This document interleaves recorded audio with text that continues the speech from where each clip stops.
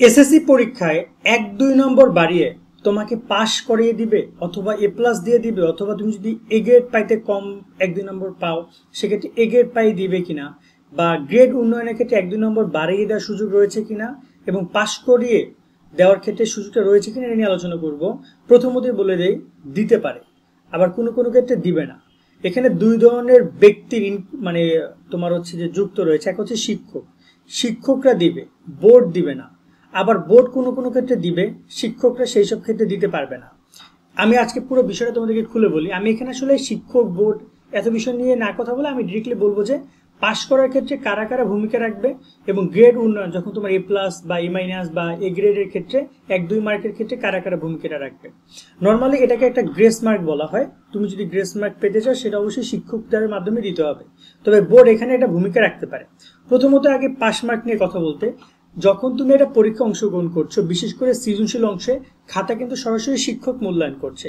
তো এই জায়গায় তুমি যদি ধরো নাও যে 70 নম্বরের যে পরীক্ষাটা হয়েছে তোমাদের, বাংলা প্রথম পত্র, বাংলা দ্বিতীয় পত্র, গণিত, তারপর হচ্ছে তোমাদের যে বাকি যে বিষয়গুলো রয়েছে, অথবা ইংরেজিতে যে 100 নম্বরের পরীক্ষা হয়েছে, এই জায়গায় যে মিনিমাম পাস মার্ক 23 মার্ক, এই 23 যদি তুমি পাও, 20, 21 পাও, 2-3 মার্কের জন্য ফেল করছো, 1-2 মার্কের জন্য ফেল করছো, তখন শিক্ষক চাইলে সেখানে মার্ক বাড়িয়ে দিতে পারে। এমনকি অলরেডি শিক্ষকরা দিয়েছে। এমন অনেক শিক্ষক বলেছে যে আমরা এর আগে মনে করেছি যখন নাম্বার যোগ করলাম সবগুলো অ্যান্সার দেওয়ার পরে, মার্কিং করার পরে দেখলাম যে ও পাইছে 22, 1 মার্কের জন্য ফেল করছে। তখন আমরা খাতার মধ্যে আরও একবার যাই, দেখি যে 1 নম্বর দেওয়ার কোনো সুযোগ রয়েছে কিনা, বা আমাদের কোনো ভুল হয়েছে কিনা। বেশিরভাগ ক্ষেত্রে শিক্ষকরা সেই জায়গায় নাম্বারটা দিয়ে তাকে টেস্ট করে দিচ্ছে, যে 21 পেয়েছে তাকে টেস্ট করে দিচ্ছে, যাতে করে শিক্ষার্থী ওই পয়েন্টে এসে পাস করে।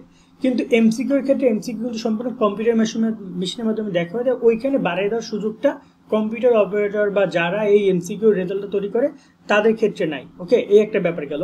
কিন্তু এমসিকিউ অনেক প্রশ্নে ভুল হয়েছে, সেই নাম্বারটা সবাই পাবা। যে প্রশ্নগুলো ভুল হয়েছে সেখানে সবাই অন এভারেজ নাম্বার পাবা। ধরুন যে একটা বোর্ডের একটা প্রশ্ন ভুল এসেছে, ওই নাম্বারটা সকল বোর্ডের, ওই বোর্ডের শিক্ষার্থীরা সবাই ওই 1 নাম্বার এক্সট্রা পাবা, সেক্ষেত্রে আলাদা একটা ব্যাপার। বাট এমসিকিউ নাম্বার বাড়িয়ে দেওয়ার সুযোগ খুবই কম, এবং এই যে 5 নম্বরের ক্ষেত্রে তোমাকে বাড়িয়ে দিতে পারে। কিন্তু এ প্লাস পাওয়ার ক্ষেত্রে ধরুন যে তুমি টোটাল পাইছো, ধরুন যে 80তে যদি এ প্লাস, 100 নম্বরের পরীক্ষা 80 নম্বর পাইলে এ প্লাস, তুমি পাইছো 78, 2 মার্কের জন্য তুমি ফেল কর, মানে এ প্লাস মিস যাচ্ছে। এখন এখানে কখনোই শিক্ষক নাম্বার বাড়িয়ে দিতে পারবে না। কেন পারবে না? কারণ শিক্ষক তো জানেই না যে তুমি 2 মার্কের জন্য এ গ্রেড পাচ্ছ, এ প্লাস পাচ্ছ না 2 মার্কের জন্য। কেন? কারণ যখন তোমার রেজাল্ট দেখি তুমি 78 পাইছো, ধরো না গণিত পরীক্ষা 100 মার্কের মধ্যে 80 পেলে এ প্লাস, তুমি পাইছো 78, এটা শিক্ষক তো জানতেই পারবে না। কারণ এটাই যে সৃজনশীল অংশটা, এটা শিক্ষক দেখছে, সে তো তোমাকে পর্যাপ্ত নম্বর দিয়েছে। ধরুন যে সে 70-এর মধ্যে 60 দিছে। ওপাশ থেকে এমসিকিউ যে পার্ট, এমসিকিউ পার্টটা দেখছে বোর্ডে কর্মকর্তার, এবং এই দুইটা পার্ট সিকিউ এমসিকিউ এসে মানে যোগ হয় সফটওয়্যারের মাধ্যমে, যেটা একমাত্র বোর্ড জানে, শিক্ষক তো জানে না। শিক্ষক তো নাম্বার পাঠিয়ে দিছে, তারপরে বিষয়টা যোগ হয়। তো এক্ষেত্রে শিক্ষক কখনোই এ প্লাস পাওয়ার জন্য 1-2 নম্বর বাড়িয়ে দেওয়ার কথা যারাই বলছে, এটা সম্পূর্ণ ভুল। কেননা শিক্ষকের সেই ক্ষমতা তখন আর থাকে না, শিক্ষক নাম্বার তো অলরেডি বোর্ডের কাছে পাঠিয়ে দেয়। কিন্তু বোর্ড চাইলে এখানে তোমাকে 1 নম্বর 2 নম্বর বাড়িয়ে দিয়ে প্লাস করে দিতে পারে। কিন্তু আমরা দেখি প্রতি বছর লাখ লাখ শিক্ষার্থী 1 নম্বরের কারণে এ প্লাস পায় নাই, 2 মার্কের কারণে এ প্লাস পায় নাই।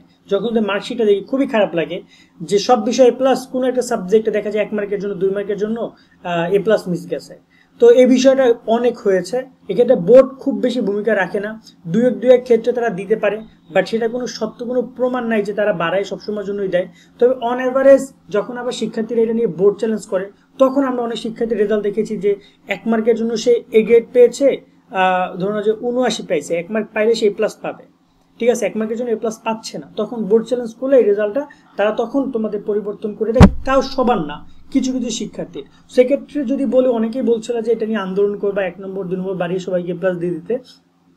এটা নিয়ে আসলে আমার আসলে কথা বলার কোনো ইচ্ছা নেই, কারণ আমার কাছে মনে হয় যে যেটা তুমি পাবা সেটা তুমি এমনিতেই পাবা, ঠিক আছে। কিন্তু তোমাকে যে বাড়িয়ে দিবে এটা বিতর্কিত বিষয় হইতে পারে, কারণ তোমাকে দিল, একজনকে দিল না, সে আবার এটা নিয়ে কথা বলবে, এটা নিয়ে একটা ঝামেলা হবে। এটা মনে হয় শিক্ষা বোর্ড কখনোই বা মন্ত্রণালয় কখনো অ্যাপ্রুভ করবে। দিলে তো অনেক সুবিধা হয় যে 1-2 নম্বরের কারণে অনেকে গ্রেড মিস যাচ্ছে, এ প্লাস মিস যাচ্ছে, তাদেরকে 1-2 নম্বর বাড়িয়ে দেয়।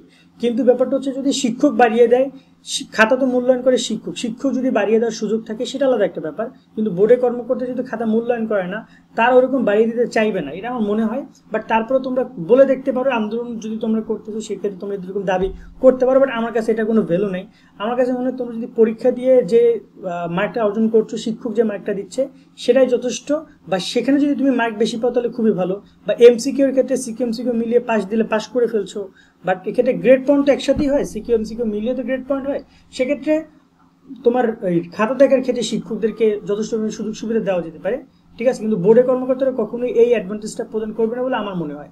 বাট নর্মালি সিকিউ এমসিকিউ এর ক্ষেত্রে 5 নম্বরের শিক্ষার্থী অবশ্যই, বিশেষ করে সিকিউ পড়বে, নাম্বার বাড়িয়ে দেয়, এবং এ প্লাস পাওয়ার ক্ষেত্রে বোর্ড চালিয়ে দিতে পারে। সেটা বোর্ড চ্যালেঞ্জ করার পরে যখন তোমার রেজাল্ট প্রকাশ হয়, যখন তুমি দেখতে পাও, তখন তুমি চাইলে বোর্ড চ্যালেঞ্জ করতে পারো, তখন এরকম কোনো বিষয় সামনে আসে। আশা করি পুরো বিষয়গুলো বুঝেছো। আজকের মতো এখানে বিদায় নিচ্ছি, সকলে অনেক ভালো থাকবে, আল্লাহ হাফেজ।